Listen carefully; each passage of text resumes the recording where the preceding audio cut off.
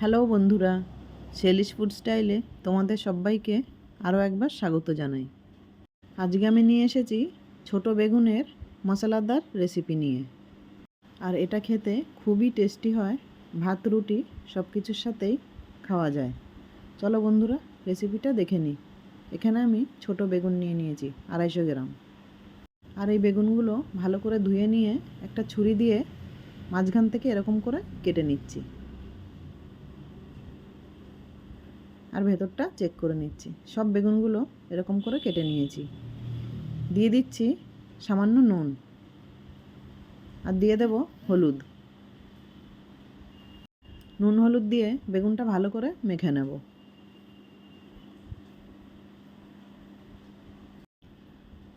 বেগুনটা মাখা হয়ে গেছে।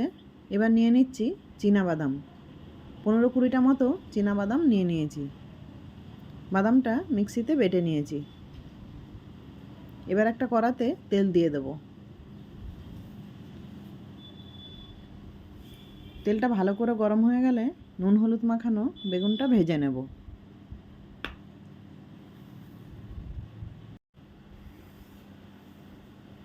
বেগুনটা নাড়াচাড়া করে বেশ একটু লালচে কালার করে ভেজে নেব।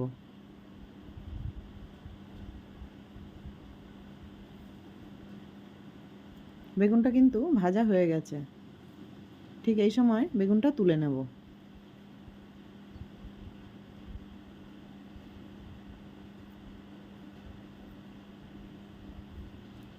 সব বেগুনটা তুলে নিয়েছি। তেলটা আমার একটু বেশি মনে হচ্ছিল, তাই একটু তেলটা তুলে নেব।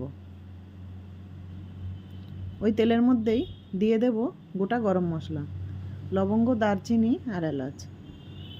দিয়ে দেব জিরে, আর দিয়ে দিচ্ছি পেঁয়াজ কুচি। দুটো ছোট সাইজের পেঁয়াজ এরকম কুচি কুচি করে কেটে নিয়েছি। পেঁয়াজটা নাড়াচাড়া করতে করতে একটু লালচে কালার করে ভেজে নেব।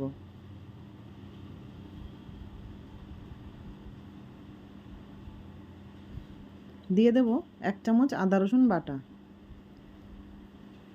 পেঁয়াজের সাথে আদা রসুনটাও আরেকটু ভেজে নেব।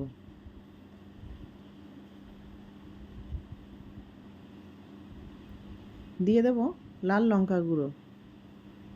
দিয়ে দিচ্ছি হলুদ, আর দিয়ে দেব জিরে গুঁড়ো। দিয়ে দিচ্ছি 1/2 চামচ ধনে গুঁড়ো।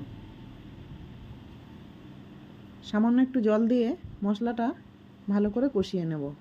আর দিয়ে দিয়েছি কাশ্মীরি রেড চিলি পাউডার। এটা আমি কালারের জন্য দিয়েছি। কিছুক্ষণ নেড়ে নিয়ে দিয়ে দেব স্বাদমতো নুন। নুনটা দিয়ে আবারও কিছুক্ষণ মশলাটা কষিয়ে নেব।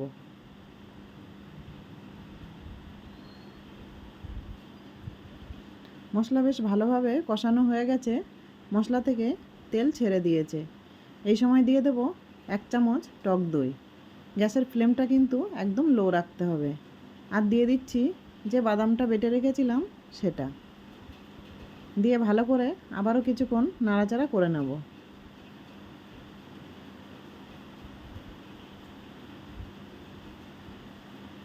দিয়ে দেব সামান্য জল। যেহেতু এটা মাখা মাখা হবে, জলটা কিন্তু খুব একটা বেশি দিলে হবে না। আর বেগুনটা তো আগে থেকেই ভেজে রাখা আছে। এবার ভেজে রাখা বেগুনটা দিয়ে দিচ্ছি।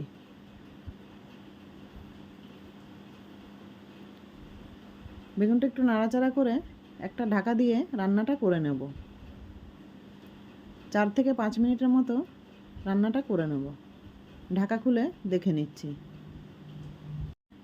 গ্রেভিটা বেশ ঘন হয়ে এসছে। এই সময় দিয়ে দেব গুঁড়ো গরম মশলা, আর সামান্য একটু চিনি দিয়ে দেব। চিনিটা দিলে স্বাদের ব্যালেন্সটা ঠিকঠাক থাকবে। এখানে আমি চিনিটা দেখাতে পারিনি। মশলা বেগুনটা কিন্তু পুরোপুরি রেডি হয়ে গেছে। এবার একটা প্লেটে সার্ভ করে নিচ্ছি। দেখো বন্ধুরা, কত লোভনীয় দেখতে হয়েছে। খেতেও কিন্তু খুবই টেস্টি। বন্ধুরা, এই ছোট বেগুনের মশলাদার রেসিপিটা কেমন হয়েছে কমেন্ট করে জানাবে। আর রেসিপিটা ভালো লাগলে একটা লাইক দিয়ে দেবে। দেখা হবে পরের ভিডিওতে। নমস্কার বন্ধুরা।